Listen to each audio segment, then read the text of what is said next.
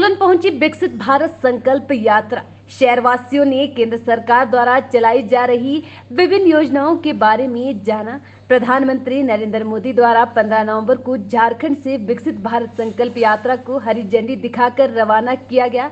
इस यात्रा का उद्देश्य विभिन्न कल्याणकारी योजनाओं के बारे में नागरिकों के बीच जागरूकता पैदा करना। यह भारत सरकार की अब तक की सबसे बड़ी आउटरीच पहल है। यह पहल 25 जनवरी 2024 तक देश में 2,60,000 ग्राम पंचायतों और 4,000 से अधिक शहरी स्थानीय निकायों को कवर करेगी।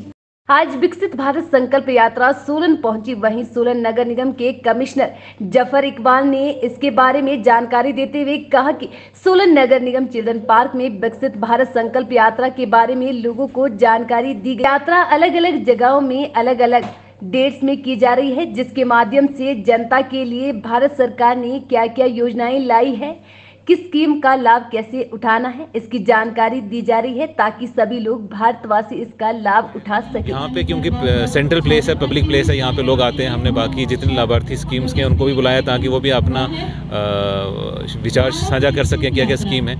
और दूसरे कई लोग हैं जो यहाँ जिनको अभी नॉलेज मानो ज़्यादा पता नहीं है कौन सी स्कीम है, उसका कैसे फ़ायदा ले सकते हैं, तो उनके लिए एक फोरम है जहाँ हमारा आइडिया है कि लोगों को आईसी हो स्कीम्स के बारे में कि कौन कौन सी स्कीम है, उसका कैसा फ़ायदा लेना है, ताकि उसका आउटकम ये रहे कि फिर बाद में वो लाभार्थी बने जो एलिजिबल लोग हैं। और उसके बाद उनका फिर ह्यूमन डेवलपमेंट इंडेक्स जो होता है, जिसमें एक शिक्षित भारत, एक विकसित भारत, एक मतलब स्वस्थ भारत, एक स्वच्छ भारत, वो बने।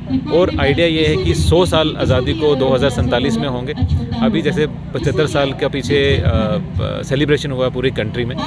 उसके बाद ये लास्ट का जो एक पड़ाव है जिसमें बोलते हैं कि अमृतकाल बोला जाता है कि जो 25 साल हैं, तो इस 25 साल में किसका क्या दायित्व है, क्या रोल है, कौन कैसे काम करे कि एटलीस्ट 2047 में हम वर्ल्ड की एक मेजर इकॉनमी हो और एक विकसित भारत हो, ताकि फिर हमारा जो राइटफुल प्लेस है वर्ल्ड में इन कम्युनिटी ऑफ नेशंस वो हम जो है अचीव कर पाएँ। ये इसका स्कीम्स है वो उसके थ्रू हमें ये सब चीज़ें मिली थी।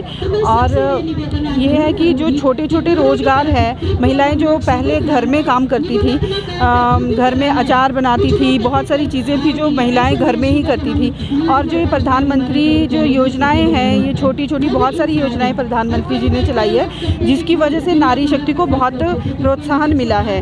और बहुत सारी लेडीज़ को अपने घर से निकल के बाहर अपने जो काम है उनको बढ़ावा देने के लिए ये योजनाएं बहुत कार्यरत हुई है। तो यही है कि हमें बहुत इन योजनाओं से बहुत फ़ायदा हुआ है। और